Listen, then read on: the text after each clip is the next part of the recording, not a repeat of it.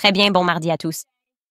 Vraie histoire. Les amis, mon avocat, Noah, qui est, vous savez, un peu célèbre à sa façon maintenant, est venu en ville ce week-end pour une baby shower.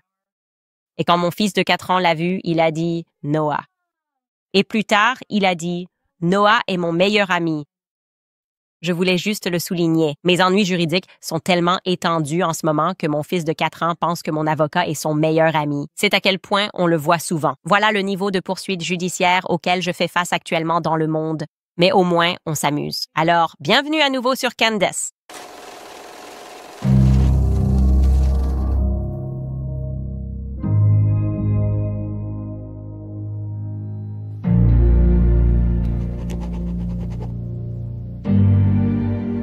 Je dois commencer cet épisode en saluant cette personne dans les commentaires de l'épisode d'hier. Vous savez que je traîne toujours dans les commentaires. Je veux toujours savoir ce que vous pensez pendant qu'on essaie de démêler toute cette folie. Mais j'ai vraiment apprécié ce commentaire. Il dit « J'ai 41 ans, je suis plombier de service. J'ai 41 ans et mon petit plaisir coupable chaque jour, c'est de regarder cette émission. » Un clin d'œil à tous les plombiers qui regardent cette émission. Ça n'a pas du tout besoin d'être un plaisir coupable. Mon père était plombier, en fait. Je suis plutôt bricoleuse. Donc, je voulais juste dire que ce commentaire m'a vraiment fait plaisir. Bon, alors, où en étions-nous restés? Beaucoup d'entre vous ont été très choqués hier, alors que nous avons décortiqué, parmi tant d'autres histoires, l'affaire Mona Chai. Parce qu'il y a tellement de procès que le conseiller juridique de Brigitte et ancien ministre de la Justice, Éric Dupond-Moretti, a estimé qu'il devait s'en mêler. Et apparemment, lorsqu'il s'impliquait dans ces affaires, ce n'était jamais au nom des véritables enfants victimes d'inceste et de viol, mais plutôt de leurs parents ou des adultes impliqués dans ces dossiers. Et il y a encore tellement plus, je dois vous dire, il y a encore tellement plus. J'ai été très honnête et sérieuse quand je vous ai dit que notre série « Devenir Brigitte » n'a fait qu'effleurer la surface. Nous avons laissé tellement de choses de côté parce que nous ne voulions pas submerger les spectateurs. C'est tellement malsain et sadique et c'est un véritable enchevêtrement. Et je reviens toujours à cette idée que les élites, que l'on devrait probablement simplement appeler les dépravés, s'ennuient. Je pense qu'ils s'ennuient de leur pouvoir. Pour revenir à ce livre, pour ceux d'entre vous qui suivent notre série sur Epstein, revenons à ce livre écrit par Donald Barr, ce roman fantastique qui ressemblait trop à la réalité, prédisant l'ascension de Jeffrey Epstein, qui l'a aidé à faire monter. Et oui, en revenant à ce livre où il théorise que ces gens, cette colonie, sont tellement corrompus, mais ils s'ennuient de leur pouvoir parce qu'ils contrôlent tout. Et si on pense à ça en termes de nos élites dépravées, les élites, et la seule chose qui les excite vraiment, c'est probablement l'idée qu'ils pourraient se faire attraper, non? Ils doivent aller toujours plus loin, devenir de plus en plus extrêmes. Ils sont presque obligés de l'exhiber sous nos yeux, comme s'ils nous défiaient de dire quoi que ce soit, non? Qu'est-ce que tu vas faire? Les Jeux Olympiques, c'est ça? Ouais, on fait ça juste sous ton nez. Qu'est-ce que tu vas faire? Qu'est-ce que tu peux faire? Nous régnons sur vous. Et c'est un peu l'idée d'installer Brigitte à la tête de la France en général, parce que ce n'était pas nécessaire. Il n'était pas nécessaire d'installer Brigitte à la tête de la France avec Emmanuel Macron. Il y a tellement d'exemples de ce genre alors que je commence à raconter toutes ces histoires. Je peux tout de suite vous donner 2 autres exemples de ce genre d'audace publique, n'est-ce pas? Alors, l'un d'eux, c'est simplement Typhon. C'est comme une anecdote amusante à propos de Typhon, ou Tiffany si vous préférez, si c'était un prénom américain. Et rappelez-vous, il s'agirait soi-disant de la fille de Brigitte. Je vous montre cet arbre généalogique au cas où vous auriez pris cette histoire en cours de route. Beaucoup de gens rattrapent la série en Asie en ce moment. Mais oui, vous savez, il s'agirait soi-disant du véritable arbre généalogique. Brigitte Trogneux épouse André-Louis Osier et ils ont 3 enfants. Les gens, ils ont 3 enfants. Ils ont 3 enfants, n'est-ce pas? Et parmi les 3 enfants, Typhon est celle qui prend toujours la parole et défend sa soi-disant mère. Ce qui aurait été très simple, évidemment, c'est que Brigitte, à un moment donné, produise simplement des photos d'elle en train d'élever ses 3 enfants. Non, elle ne peut évidemment pas faire ça. Alors, à la place, elle poursuit en justice tous ceux qui suggèrent qu'elle n'a pas donné naissance ou élevé ses 3 enfants, peu importe, ça n'a pas d'importance. Le point, c'est qu'en ce qui concerne Tiffany l'année dernière, elle a publié un livre, d'accord? Et il est important de préciser que pour gagner sa vie, ce que fait Tiffany, c'est qu'elle est avocate. Maintenant, est-ce que les avocats écrivent des livres? Oui, parfois. Ces livres sont généralement des ouvrages de non-fiction, n'est-ce pas, dans la catégorie des ouvrages de non-fiction? Mais l'année dernière, Tiffany a décidé de publier un livre, je crois pour la toute première fois, et c'est un roman librement inspiré, dit-elle, de cas réels qu'elle a rencontrés en tant qu'avocate dans le nord de la France. Et ce roman en particulier aborde des thèmes liés à la violence domestique et... Très bien, vous l'avez deviné. Inceste? Bien sûr, évidemment. Allez, les gars! Le livre s'intitule Assise et je crois que c'est un mot français qui est aussi un terme qu'ils utilisent pour désigner leurs tribunaux. Il est présenté comme un roman explorant les thèmes complexes liés à la violence et au traumatisme, en particulier dans les situations où la frontière entre la victime et l'agresseur est floue. D'après les descriptions disponibles, le livre met en scène des personnages comme Jeanne, qui est victime d'inceste, et Laura, qui est accusée d'avoir tué son compagnon, lequel est aussi son agresseur. Je veux dire, pourquoi pas, non? Pourquoi ne pas ajouter un roman à l'ensemble, juste pour le plaisir? Et c'est, j'imagine, un thème irrésistible partout en France dès qu'il s'agit d'inceste. C'est comme, d'accord, je suis avocat, je veux m'impliquer dans des affaires liées à l'inceste. D'accord, je suis avocate, Tiffany, et je veux écrire un livre, un roman, qui aborde ce même thème parmi d'autres thèmes violents. Qu'est-ce qu'on est censé en penser? Je ne sais pas. Passons à autre chose, d'accord? Je voulais aussi approfondir, parce qu'évidemment maintenant j'examine de plus près les affaires que Brigitte a évoquées autant que possible en tant qu'anglophone. La France, en général, aime garder les choses très privées. C'est un peu leur culture. Oh, vous n'avez même pas le droit de poser des questions. Nous sommes tellement polis. Vous ne devriez même pas poser de questions concernant le passé de Brigitte et quelque chose que Xavier Poussard m'a fait remarquer, c'est qu'il est très intéressant que la première affaire que Brigitte a intentée contre le journaliste concernait l'atteinte à la vie privée. Ah, c'était ça le délit, non pas d'avoir dit que je suis né homme, mais le fait que vous ayez violé ma vie privée. Cela montre vraiment qu'il pense que c'est suffisant de dire au public qu'il ne faut plus poser de questions parce que, vous savez, même si je suis une personne publique qui a beaucoup de pouvoir et que je peux vous gouverner, je mérite un peu d'intimité. Bref, en regardant, la récente affaire en appel pour diffamation que Brigitte a intentée et perdue contre Natasha Ray et Amandine Roy. Et bien sûr, il était naturel pour le monde extérieur de s'attendre à ce que, pour réfuter cette idée selon laquelle Brigitte Macron aurait d'abord vécu en tant qu'homme sous le nom de Jean-Michel Trogneux avant de devenir Brigitte, Brigitte se présente tout simplement à cette audience avec son frère. Comme « Je vais venir avec Jean-Michel Trogneux. Voici mon frère, nous sommes là ensemble. Merci d'arrêter ces absurdités, n'est-ce pas? Le bon sens veut que si vous affirmez que votre frère est vivant, qu'il respire, alors la meilleure défense serait simplement de l'amener avec vous pour prouver que vous êtes, en fait, deux personnes différentes, n'est-ce pas?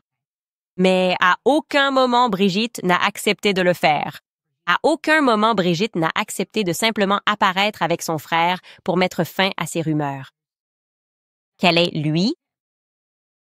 Donc, l'étape suivante évidente serait que Brigitte mette fin à ces rumeurs qui ne sont pas vraies, en présentant au tribunal des photos de vous et de votre frère ensemble en train de grandir, peut-être. D'accord? Il ne va pas se montrer, c'est quelqu'un de très discret. Il tient à sa vie privée. Mais voici, vous savez, des millions de photos de moi et de lui en train de grandir ensemble, de jouer dans le jardin, n'est-ce pas? C'est mon frère, je l'aime tellement.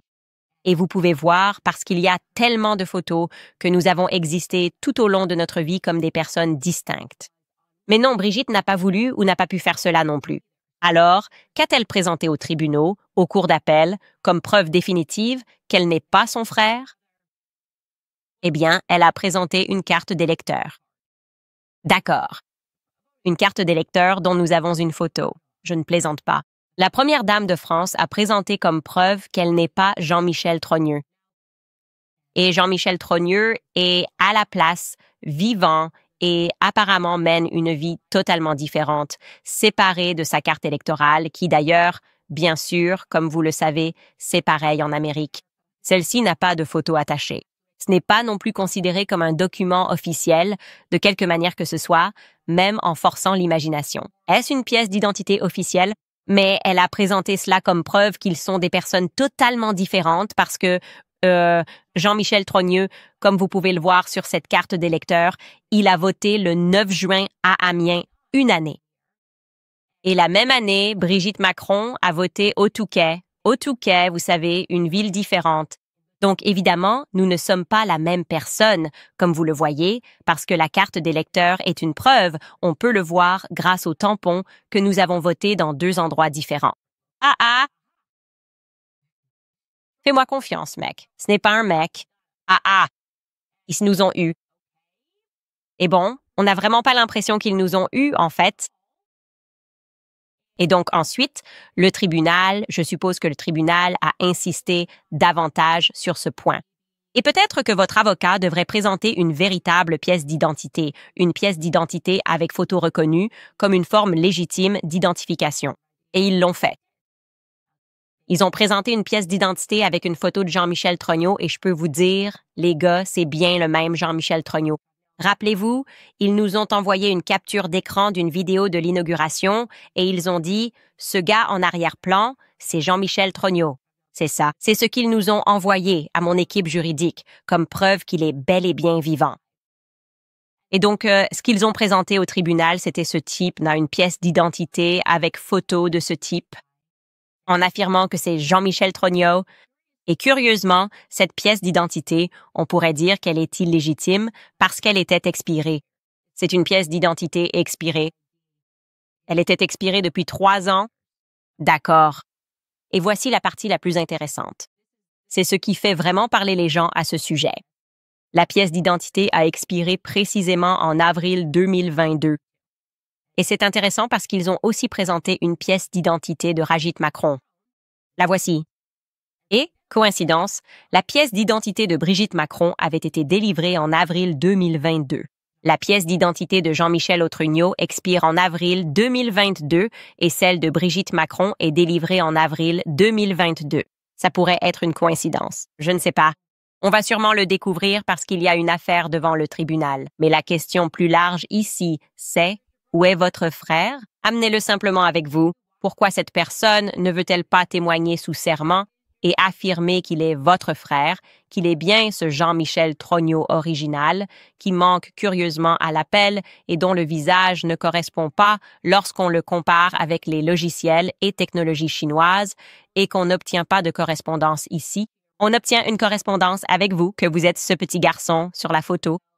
Pourquoi ne veut-il pas simplement se présenter et mettre fin à toute cette histoire? Personne ne sait, les gars. Personne ne sait.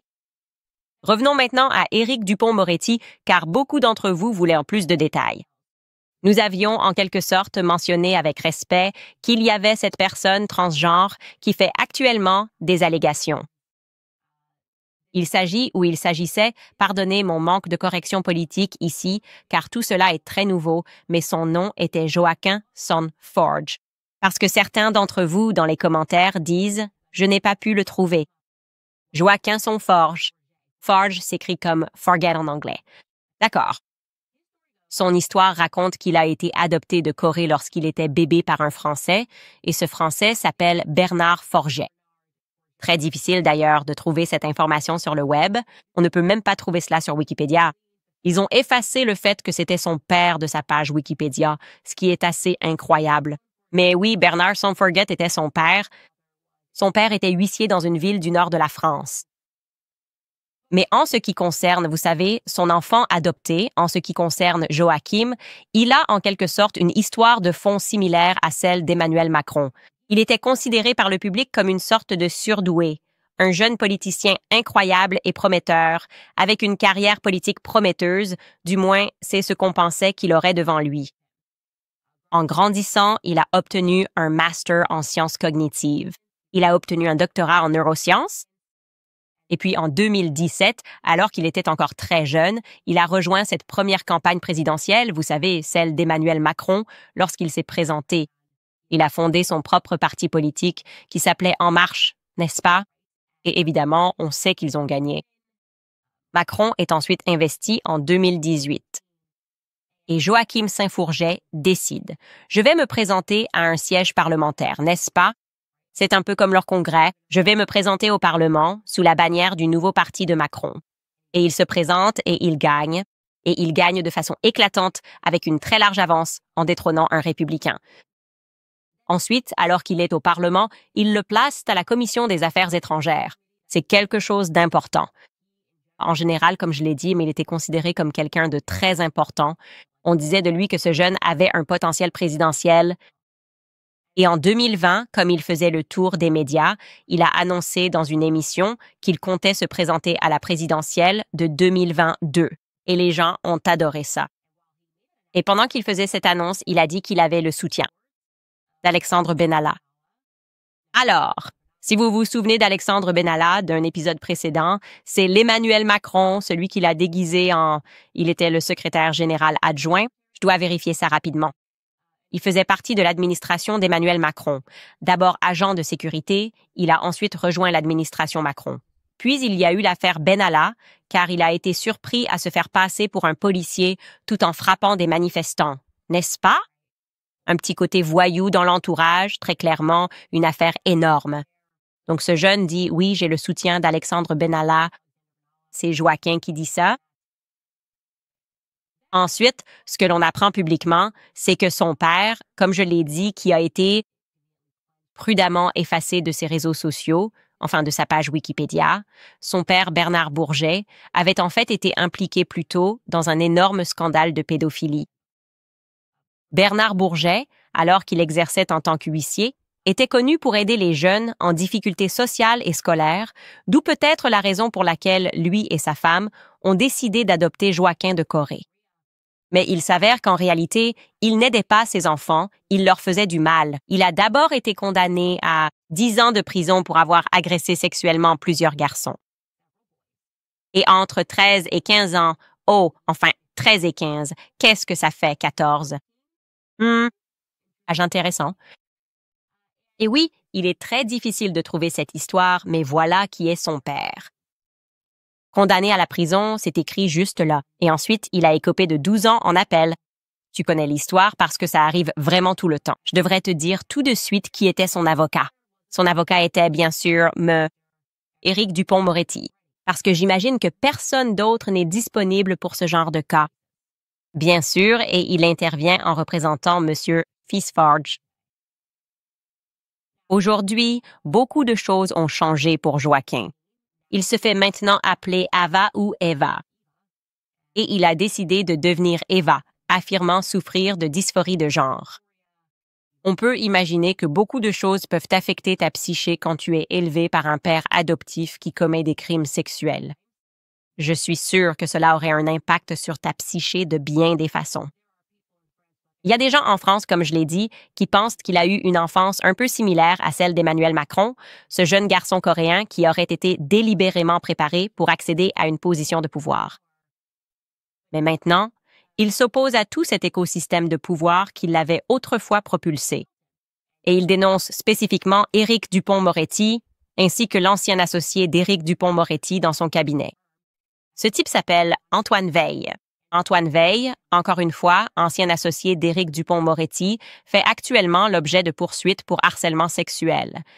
Il a été radié du barreau en tant qu'avocat. Il y a aussi des accusations portées contre Dupond-Moretti. Et donc, Joaquin, qui se fait maintenant appeler Eva, a publié ceci sur Facebook à propos d'Antoine Veil et d'Éric Dupond-Moretti et de ce qu'ils pensent qu'ils ont fait pour aider. Il affirme qu'ils n'ont pas aidé les victimes de pédophilie, mais qu'ils ont plutôt aidé les autres personnes. Il a écrit ceci, et encore une fois, j'interprète cela depuis la France, depuis le français, donc nous pouvons montrer cette publication qu'il a publiée sur Facebook, qui était en français, et voici l'interprétation approximative de ce message. Il écrit, en partie, Antoine Veil, le partenaire d'Éric Dupond-Moretti, était, avec Éric, l'avocat principal de Bernard Forget, mon horrible père adoptif. Aucune des victimes de pédophilie n'a été aidée par eux. Il fait référence à Antoine Veil, était aussi avocat pour Air Cocaïne. C'est un autre énorme scandale qui a impliqué Muric, Choprade et la famille Afflou. Il poursuit ces gens, et surtout M. Choprade, lié à des militants du Front National, est venu détruire ma famille et ma réputation. Et je soupçonne que plusieurs tentatives de meurtre ont été dissimulées par des bénéficiaires de fonds de la secte Moon liés à l'UDC. Je crois avoir les preuves manquantes d'Outreau et les faits concernant M. Bayrou. Il poursuit en écrivant, à propos de la défunte Marielle Desharnais, M. Sarkozy. Et ses proches amis, Emmanuel Macron et sa famille, quelques socialistes dijonnais bien connus, m'ont permis de survivre et de servir jusqu'à présent. Je maudis ces gens qui ont vécu si longtemps dans le nord et l'est de la France sous de fausses identités, soi-disant pour protéger leur statut ou celui de leurs parents ou grands-parents à la suite des procès interminables de 1939 à 1945. Les personnes dont les fausses identités seront révélées n'ont rien à craindre si elles ont agi pour le bien commun. Je vais déposer prochainement ma demande d'admission au barreau afin de pouvoir plaider ma cause et celle des autres enfants innocents.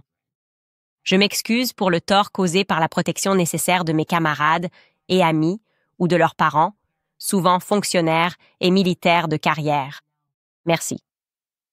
Donc, il dit beaucoup de choses ici. Il parle de nombreux scandales politiques qui ont eu lieu récemment en France. Tout cela semble converger vers un véritable cirque et il interpelle ces personnes. Ce que j'ai trouvé vraiment intéressant dans ce poste, c'est d'abord et avant tout ces allégations selon lesquelles ils opèrent sous de fausses identités et que leur justification serait la protection de leur famille, remontant à des événements survenus entre 1939 et 1945. C'est une période très précise. Cela me fait penser à l'affaire Epstein et à notre enquête sur qui étaient les Maxwell, ainsi qu'à mon soupçon que beaucoup de ces personnes ont blanchi leur nom. Comme je l'ai dit, ils ont blanchi leur nom après la Seconde Guerre mondiale. Je ne pense pas que ce soit parce qu'ils étaient les gentils. Je ne pense pas que ce soit parce qu'ils faisaient ce qui était juste. Je pense que c'est parce qu'ils étaient au pouvoir et qu'ils ont conservé une grande partie de ce pouvoir. Et donc, c'est très intéressant qu'ils fassent cette allégation et qu'ils disent qu'il se passe beaucoup de choses dans le nord de la France. Et comme je l'ai dit, tout semble remonter à la surface. C'est tout simplement fascinant. Il y a tellement d'acteurs impliqués. Et je pense que c'est pour cela qu'il y a une panique générale parce que le monde entier porte attention à ce qui se passe en France. Le monde entier porte attention à ce qui se passe avec Epstein. Et ces gens sont dépravés. Et ils sont dérangés.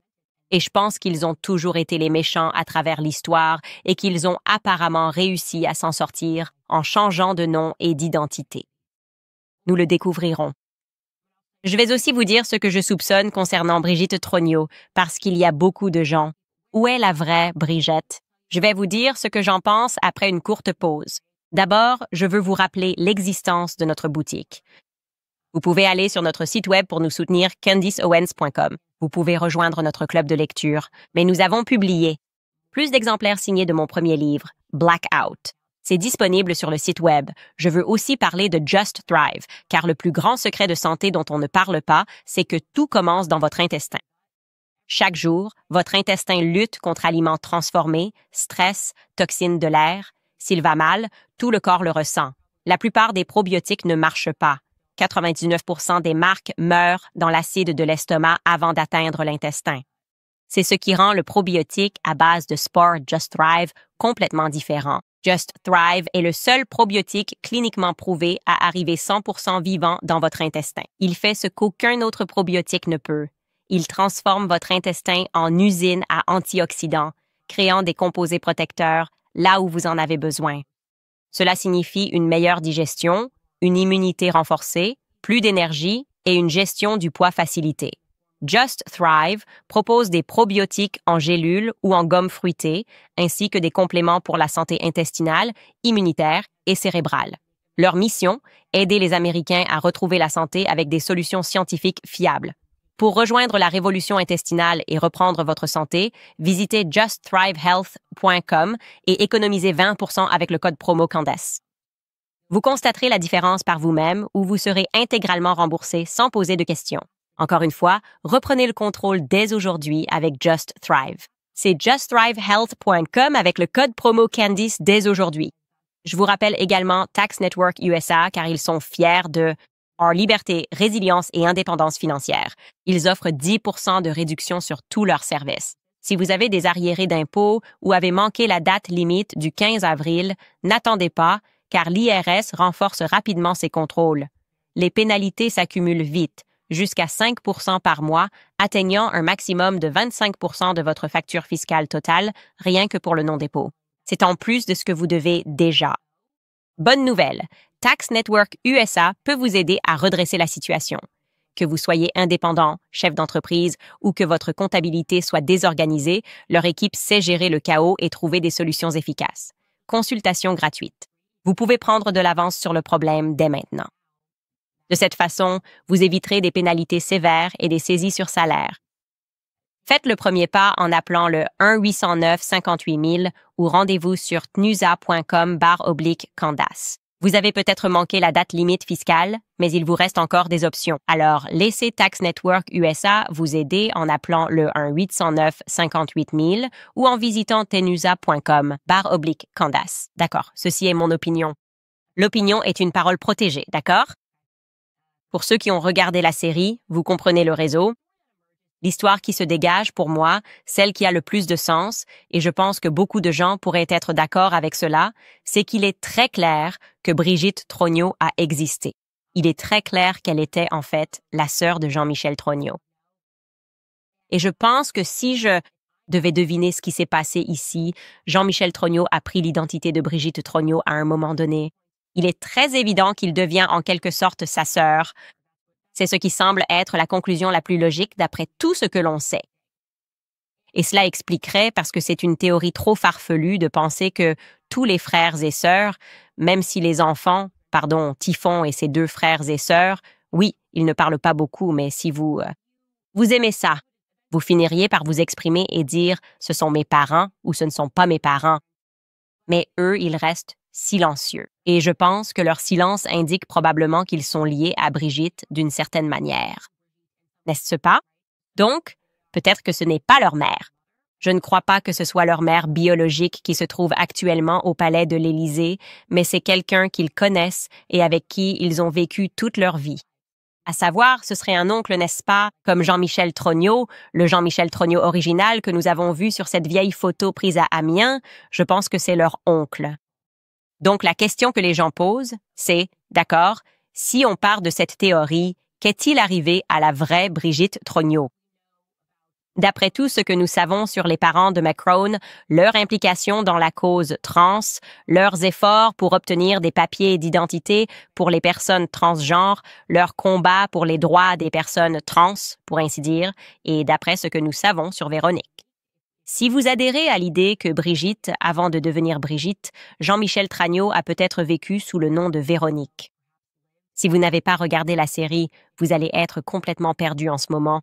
Pour ceux d'entre vous qui l'ont fait, a vécu un certain temps sous le nom de Véronique, eh bien, c'était à une époque où les personnes trans ne pouvaient pas devenir quelqu'un d'autre.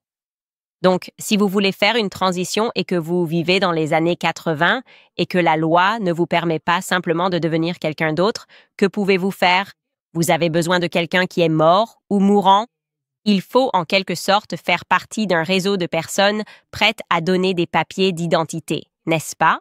Des personnes prêtes à vous donner des papiers d'identité. C'est un peu comme Mimi Marchand. Vous voyez, elle fabriquait des papiers, obtenait des papiers d'identité. Je veux dire, les choses dont elle est accusée, c'est de la falsification et ce genre de choses. Et donc, si l'on doit croire cela, je crois que Brigitte Trognot, la vraie Brigitte Trognot, a existé. Il est plausible que Brigitte Trognot soit tombée malade, que la véritable Brigitte Trognot soit tombée malade et ait peut-être eu comme dernier souhait d'aider son frère, Jean-Michel Trognot, qui vivait peut-être sous le nom de Véronique, n'est-ce pas? Et sachant cela, eh bien, il ne pourra jamais vivre sa vie de façon authentique. Il sera toujours obligé de se cacher et de faire ce genre de choses parce que ce n'est tout simplement pas une époque où l'on reconnaît cette identité transgenre. Et si elle avait offert son identité à son frère? Ici, ce n'est pas encore quelque chose de reconnu. Tu peux simplement devenir moi. Encore une fois, nous supposons il n'y a aucune preuve que Brigitte Trognot soit morte. Il n'y a aucune preuve de cela. Je dis simplement que lorsque je rassemble tous les éléments et que j'examine tous les personnages et que je réfléchis à la raison pour laquelle Tiffany serait la seule personne de la famille à parler de tout ça, eh bien, Tiffany était la plus jeune. Tiffany aurait le moins de souvenirs si cette théorie est correcte ou tient la route. Tiffany ne se souviendrait pas d'elle, de sa mère biologique autant que les autres enfants. Ils sont bien plus âgés qu'elle, assez pour avoir de vrais souvenirs de leur mère.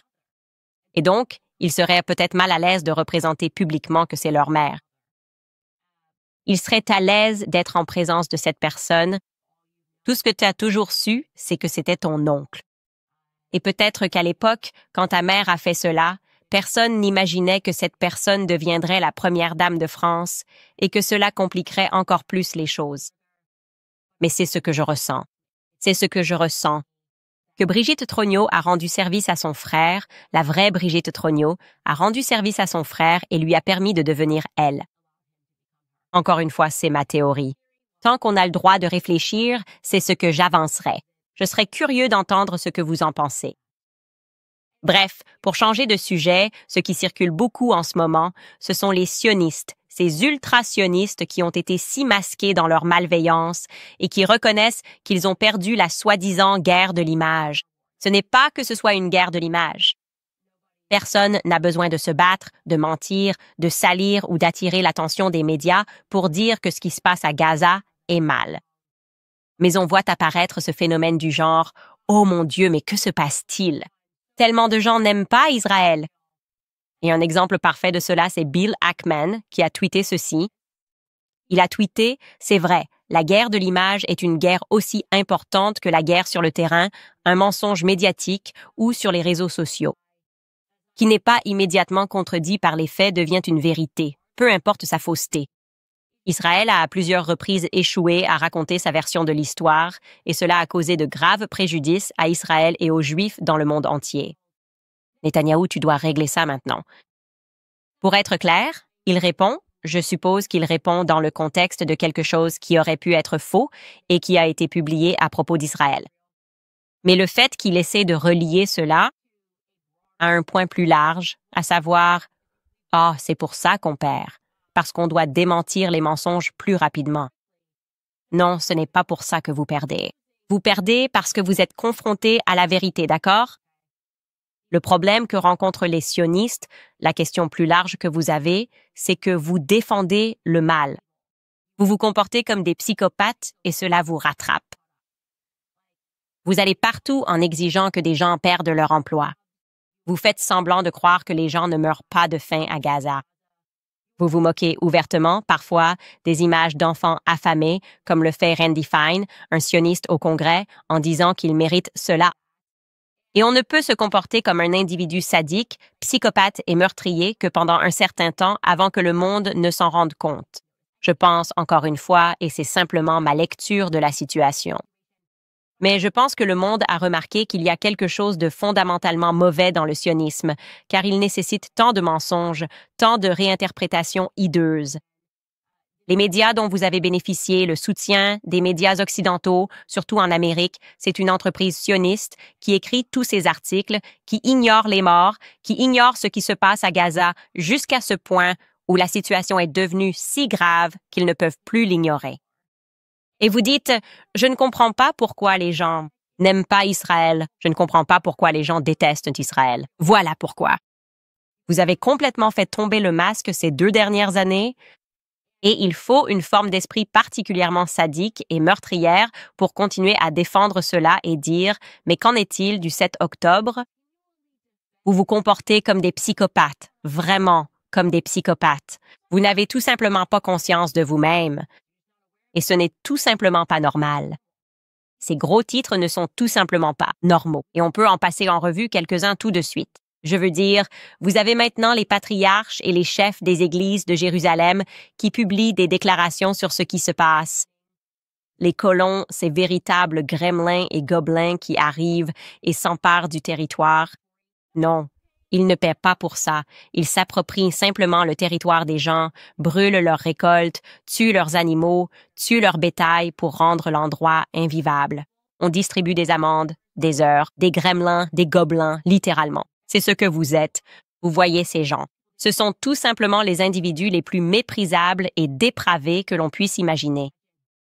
Et pour faire cela dans le contexte de la Terre Sainte, par qui sommes-nous choisis? Satan? C'est la seule chose qui ait du sens. Il faut être choisi par Satan pour faire ce que vous faites et ensuite nous regarder et dire « Nous sommes les victimes ». Le 7 octobre, nous sommes les victimes. N'avez-vous pas vu ce qui s'est passé ce jour-là, quand Netanyahou a ignoré ce qui se passait à la frontière, comme s'il savait que cela allait arriver?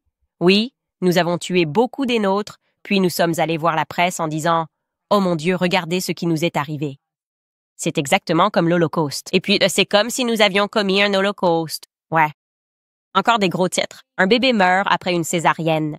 Après qu'une mère a été tuée lors d'une frappe aérienne israélienne, oui, il s'agit d'un nouveau-né qui est mort. Ils ont essayé de sauver ce bébé par césarienne, et maintenant ce bébé est mort. Et vous nous regardez en disant « Pourquoi ne soutenez-vous pas Israël ?» Je préférerais littéralement me scier, enfin, me couper le pied moi-même, plutôt que de soutenir Israël à nouveau, d'ailleurs. Je ne soutiendrai plus jamais cette nation démoniaque. C'est fini, je suis complètement sortie de ce train-là. C'est fou. Tu vois, j'en ai trop appris. Et vous avez vraiment fait le meilleur travail de relations publiques. Je suis content que vous poursuiviez les manifestations étudiantes, que vous essayiez de faire passer des lois sur la liberté d'expression, que vous ayez des gens comme Randy Fine qui rient de la mort et de la famine parce que vous avez mené la campagne de relations publiques la plus efficace que vous pouviez faire pour montrer ce qu'est cette nation. En fait, je dirais que vous avez gagné. Vous avez assuré sur tous les plans comme il fallait en tombant complètement le masque. On entend souvent ce mot, tu sais, inhumain, non? Ne déshumanisez pas. Vous vous êtes déshumanisé vous-même. Vous avez prouvé qu'il faut cesser d'être humain pour regarder ce qui se passe à Gaza et essayer de présenter ça comme une réponse nécessaire au 7 octobre. Ça demande quelqu'un de particulier. C'est quelque chose d'autre qu'humain de continuer à faire ça. Et c'est ce que vous avez fait. Et c'est ce que vous êtes en train d'être. Et je ne pourrai jamais oublier ça, comme le reste du monde. C'est pourquoi je dis que c'est maintenant à nous d'agir. Ce sont nos enfants qui grandissent. Peut-être l'avez-vous fait avec les manuels scolaires de Robert Maxwell, élevant une génération à penser comme moi. Comme, il faut s'assurer qu'un holocauste ne se reproduise jamais. Nous devons soutenir Israël. Non. Maintenant, nous lisons les livres. Nous apprenons comment vous avez mis cela en œuvre. Vous avez bandé les yeux du monde entier sur ce que vous êtes, et ce que je pense que vous pourriez être, c'est possédé par un véritable démon. Je suis catholique, je crois aux démons. Et Netanyahou est très clairement un démon. Et toute personne qui le soutient, c'est que vous faites partie d'une entreprise totalement démoniaque. Et nous ne pourrons jamais le voir, d'accord? Un autre titre pour vous. Un scénario de famine parmi les pires est en train de se dérouler à Gaza. Oui, nous sommes au courant. Nous le savons depuis longtemps. Vous avez essayé d'ignorer cela. Oh, ça n'est pas arrivé. Non, c'est le Hamas qui vole. Hamas, Daesh, tous ces gens-là, ces groupes terroristes, sont tellement pratiques pour aider Israël à étendre ses frontières. Nous le savons maintenant. Nous sommes au courant de ces opérations que vous menez et que vous attribuez sans cesse aux musulmans radicaux que vous financez toujours, n'est-ce pas? Vous financez toujours Israël, vous financez toujours ces groupes. Nous savons ce que vous faites en Arménie. Vous tuez des chrétiens. Vous avez toujours tué des chrétiens et vous avez toujours accusé les musulmans. Donc tout le monde est au courant de ça maintenant. Vous avez un problème un peu plus grave qu'un simple problème d'image. Bill Blackman, d'accord, vous avez la solution de communication. La solution, c'est que vous avez gagné. Nous savons qui vous êtes. Nous voyons qui vous êtes. Alors, qu'est-ce que vous allez faire maintenant? Nous tuer tous? C'est un peu la question plus large que je pense que vous allez devoir vous poser. Adopter plus de lois sur la liberté d'expression en Amérique. Faites comme Brigitte. Poursuivez les gens en justice et exigez leur licenciement. La dernière chose, c'est, nous contrôlons les tribunaux. Donc, on va juste vous faire tous souffrir et on va simplement tous vous ruiner. Oui, on verra bien. Mais je voulais vous aider à faire le lien sur ce qui se passe. Et c'est vous qui êtes en cause. Nous pouvons vous voir et nous pouvons voir votre comportement. Et c'est la principale raison du sentiment mondial qui est actuellement contre Israël. Un clin d'œil spécial d'ailleurs à tous les Juifs. Il y a une personne que je suis qui fait des vidéos hilarantes et qui a fait toute une série sur Instagram en disant, en gros, quand j'étais enfant, je me suis toujours demandé pourquoi on nous disait d'aller visiter Israël comme un droit de naissance. Et maintenant, je vois que cela a toujours été de la propagande pour faire croire même aux Juifs américains que nous devons soutenir cette nation démoniaque. Et oui, t'aurais dû t'en rendre compte quand l'ADL, Jonathan Greenblatt de l'ADL, a été surpris sur un micro ouvert en train de dire ça. Genre, on doit faire ce qu'on a fait. On est en train de perdre une génération. On doit faire quelque chose comme on l'a fait avec le birthright. Oui, c'était de la propagande pour que les Juifs américains vous rattachent à une identité afin que vous ne puissiez pas voir que vous n'avez rien à voir avec cette nation totalement démoniaque du Moyen-Orient que personne ne devrait soutenir. Personne à part Satan. Genre, si tu es Satan, d'accord, je pense que tu devrais probablement les soutenir. Mais si tu n'es pas Satan, tu ne devrais pas. Voilà, c'est tout ce que je voulais dire avant de passer à vos commentaires. D'abord, je veux rappeler American Financing car les coûts augmentent partout. Essence, courses, réparation maison. Propriétaire, vous vous demandez, dois-je appeler American Financing pour refinancer et rembourser ma dette de carte de crédit? Vous hésitez à cause de votre taux hypothécaire bas, mais il ne vous fait pas économiser si vous payez des intérêts de carte de crédit à 25% ou plus. Voilà la réalité mathématique. Ça vous coûte des milliers de dollars. Si vous ne faites que les paiements minimums, cette dette vous suivra. Voilà pourquoi les gens appellent American Financing, car ils font économiser 800 dollars par mois en utilisant leur capital pour se libérer des dettes de carte de crédit. Vous le devez à votre famille de voir ce qui est possible. Il n'y a pas de frais initiaux. Il n'y a aucune pression. Ça ne vous coûte rien de découvrir combien vous pourriez économiser chaque mois. Et si vous commencez aujourd'hui, vous pourriez même reporter 2 paiements hypothécaires. Alors n'attendez plus. Appelez American Financing dès aujourd'hui au 807 95 12 10. Encore une fois, c'est le 807 95 12 10 ou rendez-vous sur americanfinancing.net/Owens. Encore une fois, c'est americanfinancing.net/Owens. Très bien, les amis. Alors, qu'est-ce que vous pensez dans la section des commentaires aujourd'hui? Voyons qui nous avons. Ce n'est pas toujours ensoleillé. Merci beaucoup pour cette contribution. Ils ont écrit « Candice, merci beaucoup d'être une voix pour les invisibles et les oubliés. Nous apprécions vos efforts et ceux de votre équipe. Nous continuerons à vous soutenir face à leurs pauvres tentatives de salir votre nom. Oui, je suis très à l'aise avec le fait qu'ils m'appellent de tous les noms. Je m'en fiche complètement parce que je pense que les gens sont éveillés et cela a été clairement démontré par tous les commentaires sous la publication de Jake Tapper. Sa performance désastreuse avec Tom Claire, c'était tellement ridicule. Elle est dérangée. Elle est dérangée. Quelle preuve avez-vous? En fait, nous n'avons aucune preuve que Brigitte n'était pas Jean-Michel Trogneux. C'est essentiellement ce qu'a dit Tom Claire. C'est comme ça que je l'ai compris quand il n'a pas pu citer quoi que ce soit qu'ils auraient fourni. Omran Hamoud écrit « Continuez à défendre les opprimés et, surtout, à dire la vérité. Oui, il n'y a pas que moi, c'est tout le monde. Vous utilisez votre voix quand vous commentez. Quand vous êtes dans la section des commentaires, vous frappez fort. C'est-à-dire que quand je vois ça, je me dis que je suis tellement reconnaissante que tant de personnes me défendent avant même que je puisse me défendre moi-même. Ça les met aussi en garde. Ça leur fait savoir que la propagande ne fonctionne plus. La propagande ne fonctionne plus. Que ce soit CNN, que ce soit Bill Ackman. Les gens deviennent de plus en plus informés. J'ai vraiment hâte, plus tard cette semaine, de vous parler de cette conversation incroyable que j'ai eue avec Grok. J'ai envie de débattre avec Grok. Je veux juste que vous le sachiez. Mais il est important d'en parler parce qu'un des aspects de tout cela, c'est qu'ils effacent constamment l'histoire. Et je pense que Grok et l'IA sont un pas dans cette direction, parce qu'une fois qu'ils disent qu'il n'y a aucune preuve de cela, pour une raison quelconque, les gens font confiance à la réponse de l'ordinateur. Je pense que c'est comme une calculatrice. Et ils ne pensent pas que, en réalité, c'est important de savoir qui programme cette calculatrice. Et j'ai un exemple frappant de la façon dont Grok va volontairement ignorer les preuves que vous lui présentez si elles se trouvent dans un livre. Et c'est ce qu'ils veulent. Ils veulent une génération de personnes qui ne lisent pas de livres et ne se souviennent pas des livres, afin de pouvoir simplement supprimer des informations du web comme si elles n'avaient jamais existé. Et c'est très effrayant à envisager. Marzi écrit « Tu devrais regarder les banques françaises en Afrique. Ils ont pillé Molly pour les ressources naturelles. La France était également impliquée dans des affaires d'abus sur enfants dans ce pays. Oh, je suis au courant. Ils ont été expulsés de 3 pays africains au cours des 6 dernières années. Oui, j'en suis parfaitement conscient. Comme je l'ai dit, André Gide, le pédéraste sud-américain. Oliver, pas Oliver, comment s'appelle-t-il déjà? Sauvage, Oscar Wilde, pardonnez-moi aussi. Il considérait que l'on pouvait descendre au Maroc et abuser des enfants arabes et s'initier en quelque sorte comme franc-maçon. Nous abordons tout cela dans le club de lecture.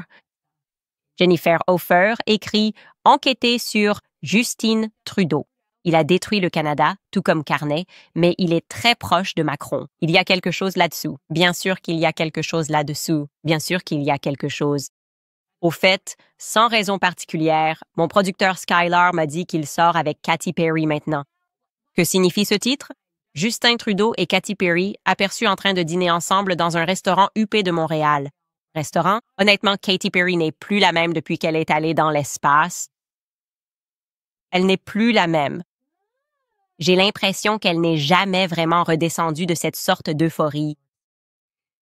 Nicolas Rose écrit « Bonsoir et bonjour de Londres.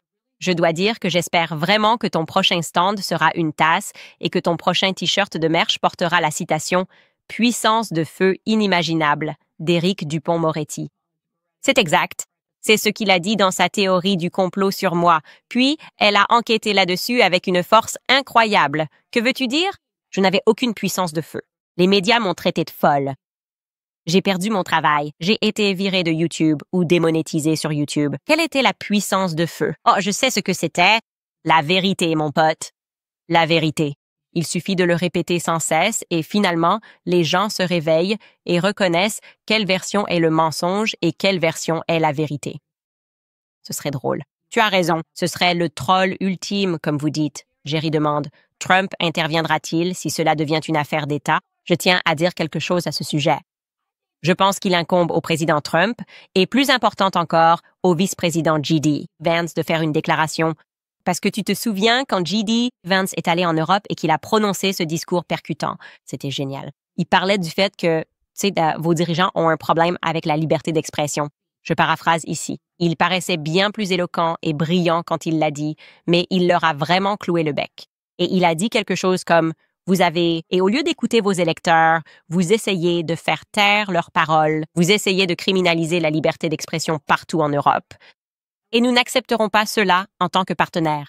Nous n'accepterons pas que vous fassiez cela à vos propres électeurs. » Ouais, d'accord. Alors qu'est-ce qui s'est passé ensuite? J.D., Vance et Trump, c'est qu'ils le font à l'un de vos électeurs. Emmanuel Macron et Brigitte essaient de faire taire la parole de l'un de vos électeurs. Et vous le savez parce qu'ils sont venus à la Maison-Blanche et ont essayé de vous convaincre de le faire. Donc oui, je pense que c'est à la Maison-Blanche d'agir. La Maison-Blanche devrait commenter la situation et dire que c'est insensé, qu'ils ont dépassé les bornes, mais ils ne l'ont pas fait. Votre silence est une forme de violence dans cette affaire, J.D. Vance. Votre silence sera interprété comme un acte de violence. Kay Castro écrit « Brigitte me fait réellement croire à la masculinité toxique. » Bien joué, j'aime ça. C'est très drôle. Je pense qu'on va devoir utiliser ça. Vous savez, on s'amuse tellement quand on crée nos miniatures. J'aime la masculinité toxique. Comme vignette future quand on parlera de Brigitte. Voilà, c'est tout pour aujourd'hui. Demain, je publierai une conversation intéressante que j'ai eue, avec Harvey Weinstein après tous les événements où l'on parle des tribunaux et du système judiciaire et de savoir si le système judiciaire est truqué ou non. Et s'il est truqué, au profit de qui l'est-il? Au profit de qui? Pour le compte de qui le système est-il truqué? Il avait des réponses très intéressantes. Donc, nous vous proposerons cela demain. Et voilà, c'est tout. À demain.